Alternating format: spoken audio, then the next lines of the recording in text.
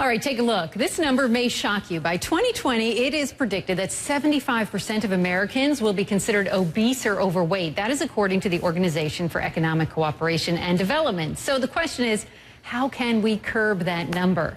Nutrition coach and author Mark Macdonald says the answer may be simpler than you think. Good morning, Mark. Glad you're here. All right, Thanks for having me. We like simple. We love simple answers. So, all right, you say that the key to losing weight and keeping it off is actually to reprogram your metabolism. Yeah. But you say that it all begins really with just 2 easy steps. Yeah, I mean, I agree with you. It's not the simplest thing. Yeah. Well, once you get it, it's all about understanding your starting point and what your metabolism is. And there's 2 wild cards, 2 genetic things that you're programmed with, which is your body type and your set point.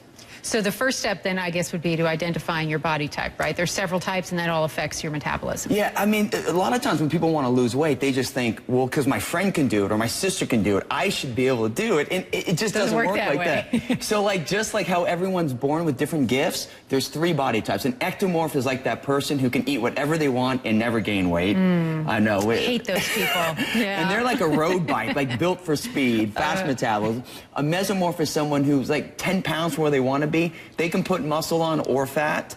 And the endomorph is that person who seems to just look at food and gain weight. And I call them like a beach cruiser. So whether you're a road bike or a mountain bike like the mesomorph or a beach cruiser, all 3 bikes can go from LA to New York. Some just have to work a little bit harder. I love how you did that. That's a great analogy. All right, so once you identify your body type, what's the next thing? So it's understanding your set point. So when people diet, they get excited because they're at an inflated weight. Their pants are too tight, their weight's too heavy, and they're above their normal weight, so they quickly drop, but they hit that set point, that plateau weight that they can never break through.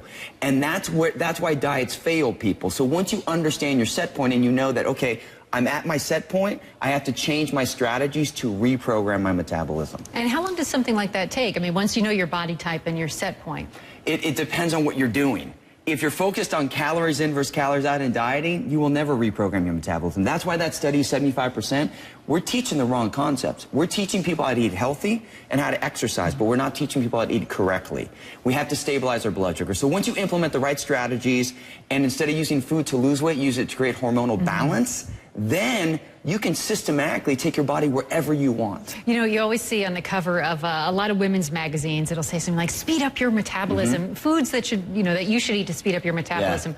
Yeah. Is there, I mean, are there really foods that can actually increase your metabolism? It's about stable blood sugar. Just like we were talking before, it's all about eating the right amount of protein, fat, carbohydrates per meal that stabilize your blood sugar, the right calories per meal in the right intervals, about 5 to 6 times a day. So it may not be the simplest thing, but once you get it, Randy, you can do anything. Like you can eat the foods that you love. You can eat when you travel. You just have to get educated. That's what we have to shift. We have to educate people. And when you understand your body, take it wherever you want. Everything's possible. Right. And you should eat first thing, right? I mean, you get that metabolism kicking right away. Every time you miss a meal, your blood sugar drops and your body burns muscle, which slows down your metabolism. And then you go into that next meal not craving chicken or tuna. You're craving the carbohydrates, the good stuff. You overeat, and that makes you store fat.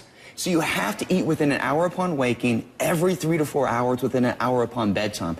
And once you keep your blood sugar balanced, you release your stored fat, and then with the right exercise, you burn that fat up. A lot of people say, oh, you know, eat a lot of small meals, and they think, I'm going to overeat. So what should a small meal look like in terms of calories? For like a female, for like yourself, as a vegetarian, I mean, you could do like 8 ounces of Greek yogurt, like a cup of Greek yogurt. Some blueberries, like 2-3 ounces of blueberries, handful of blueberries, and some almonds or cashews because you love cashews. Right. That would be your protein, fat, Giving away all my carbohydrates. secrets. I live on cashews, I admit it. So females, about 250 calories per meal. And what about for somebody like you? About 400 calories per meal. So I would eat similar to you, just a little bit more.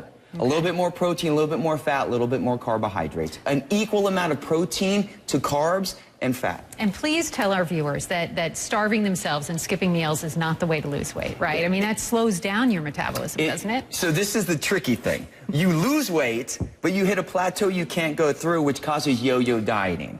So cutting calories will help you lose weight, but you will hit a plateau you can't break through. To reprogram your metabolism, if you skip meals, you will forever slow down your metabolism and only regress. If you understand how to eat the foods you love and balance your blood sugar, you can take your body wherever you want and permanently reprogram it. All right. I love it. That's great news. Eating often, looking good. And enjoying your food, right? Yeah. You got to enjoy it. That's the key. I agree. I hear you there. All right, Mark. Nice to have you on. Thank you. Thanks, Randy. Good to see you.